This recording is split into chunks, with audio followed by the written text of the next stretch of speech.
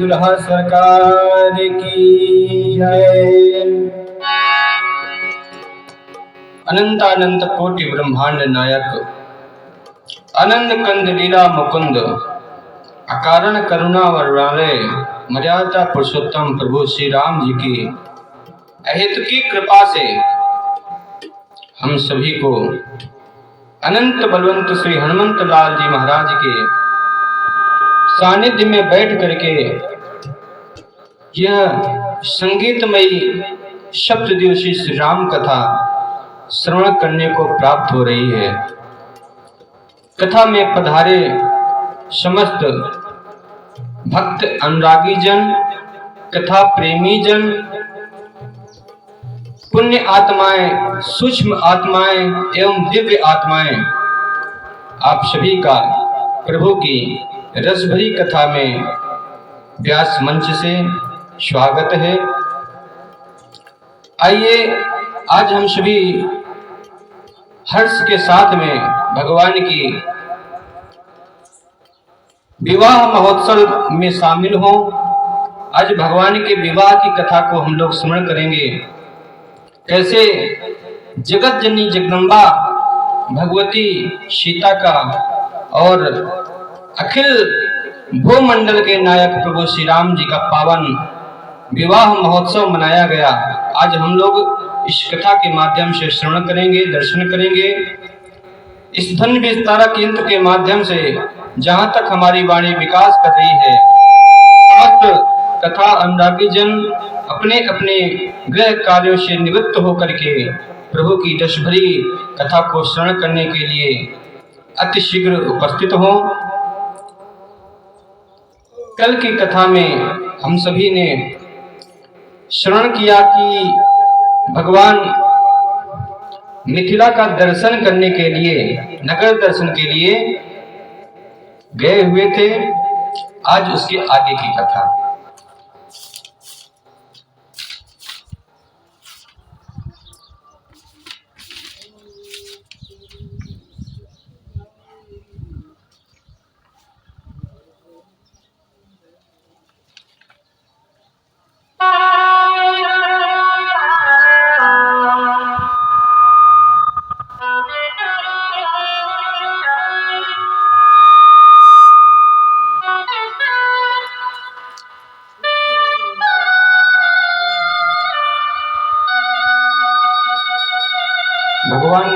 दर्शन किया है। नगर में के भवनों में सबके भवन एक समान हैं, क्योंकि ये विदेह राज्य की नगरी मिथिला में सबके घर एक जैसे हैं। नपग्रह सरिस सदन सब केरे। कौन सा घर राजा का है, कौन सा घर प्रजा का है, कुछ पता नहीं चलता। कैसे पता चलता है? केवल सेवकों से। जहां सेवकों की भीड़ लगी है वो राजा का घर है, और जहां लोगों की संख्या कम है वो प्रजा का घर है। सभी योगी हैं, गुणी हैं, भगवान के भक्त हैं। और देखिए, इतनी भक्ति की है कि भगवान को स्वयं चल करके अपने घर में ही बुला दिया है। यह दृश्य भगवान की भक्ति देखी श्री विश्वामित्र जी ने। जिस समय राम जी विश्वामित्र जी से आज्ञा लेने जाते हैं, विश्वामित्र जी विचार करते हैं कि जब परमात्मा अयोध्या के भवन से निकल करके ताड़का का वध करके अहिल्या का उद्धार करके मिथिला तक आ गए हैं, तो फिर हम भक्तों से वंचित क्यों करें? इसलिए नगर दर्शन करने का आदेश दिया।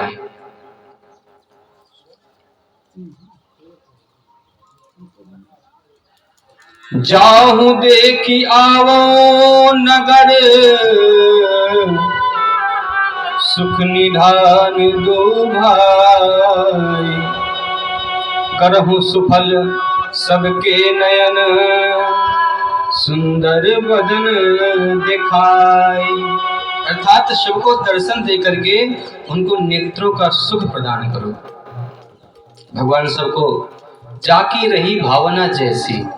जो भगवान को अपना संबंध जोड़ करके भगवान से मिलना चाहते हैं, उन्हें उसी संबंध के अनुसार परमात्मा दर्शन दे रहे हैं।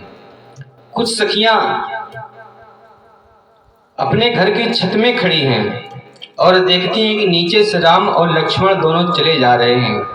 अगर एक बार मुख उठा दें तो इनके मुख का दर्शन हो जाए। वस्त्र तो बड़े सुंदर हैं, धनुष बाण लिए हुए हैं और सर झुकाए चले जा रहे हैं। लोगों ने, एक सखी ने कहा कि अगर एक बार ऊपर देख लें तो हमें इनका मुख देखने को मिल जाएगा। दूसरी ने कहा एक काम करो, ऊपर से कुछ फेंक करके मारो, जब लगेगा तो खुद ब खुद इनका सर ऊपर उठ जाएगा। सखी कहती है शर्म करो, जब अपने नगर में जाएंगे तो क्या कहेंगे कि मिथिला में गए थे तो पत्थर चले थे। फिर बोले बावली हो क्या, पत्थर मारने को कौन कह रहा है। फिर बोले जो बालों में जूड़ा जो लगा है ना, इसमें जो पुष्प लगे हैं, यही पुष्प फेंक करके ऊपर से मारो, अगर लगेगा तो चोट नहीं लगेगी। और जब उन्होंने सर उठा करके देखेंगे तो जानेंगे कि हम मिथिला में जब गए थे तो वहां की नारियों ने पुष्पों से वर्षा करके हमारा स्वागत किया। ये विचार जान करके सखियां ऊपर से पुष्प डाल रही हैं। राम जी ने कहा लक्ष्मण जी कुछ भी हो जाए नजर ऊपर मत उठाना, क्यों? हम मर्यादा पुरुषोत्तम हैं।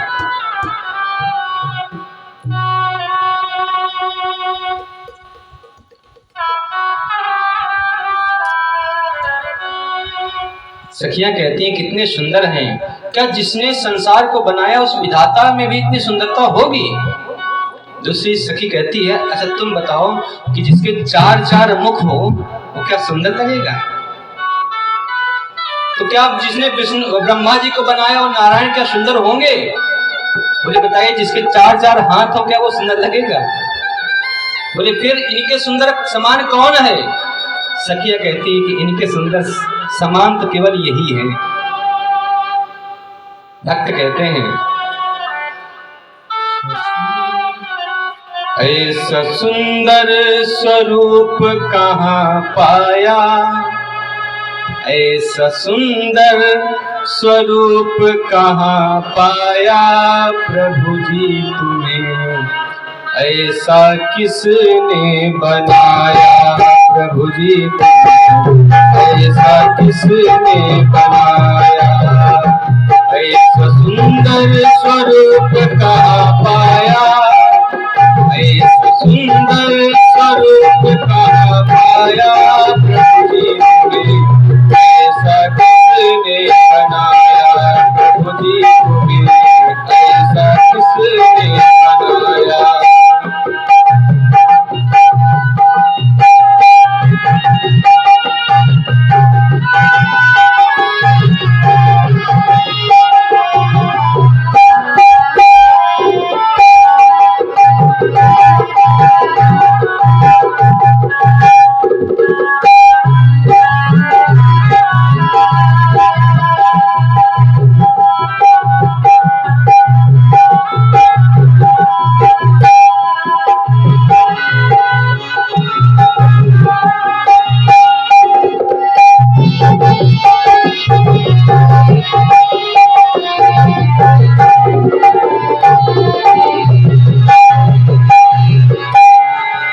आपको इतना सुंदर किसने बनाया, जिस माँ ने बनाया है वो माँ तो पक्का निश्चित सुंदर होगी।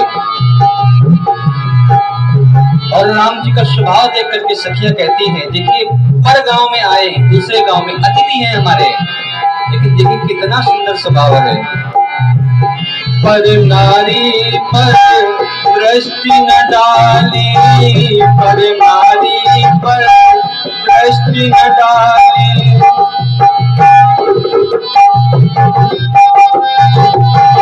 पर नारी पर दृष्टि न डाली, ऐसी तुम्हारी प्रकृति निराली, ऐसी तुम्हारी प्रकृति निराली।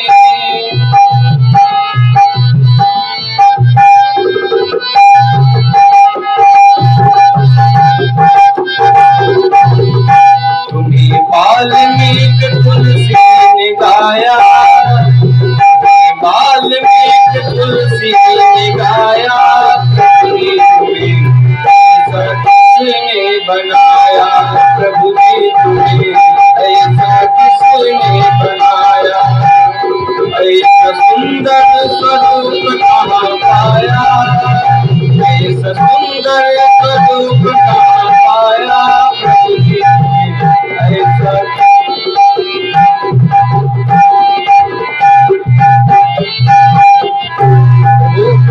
आपको इतना सुंदर किसने बनाया, किसने, कितने गुण किसने भरे तुमने।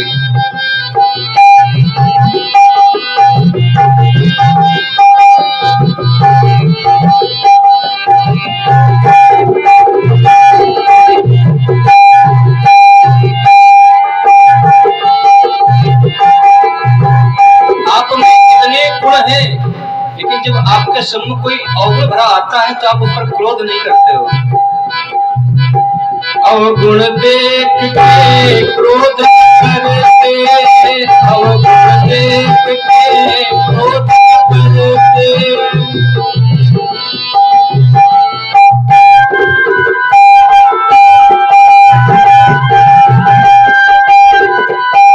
दास को देख के प्रेम करते, दास को देख के प्रेम करते,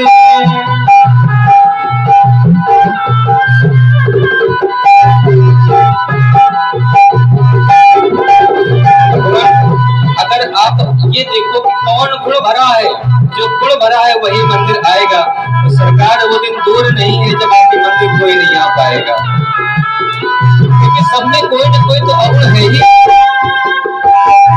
ये भगवान का स्वभाव है, भगवान भक्तों के अवगुणों का दर्शन नहीं करते। एक अगर गुण है तो उस गुण पर रीझ जाते हैं। अवगुण देख के क्रोध करते, अवगुण देख के क्रोध करते, दास को देख के प्रेम करते, दास को देख के प्रेम करते।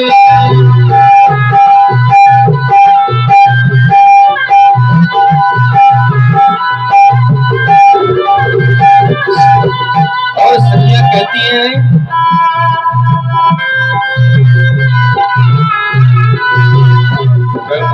गंगे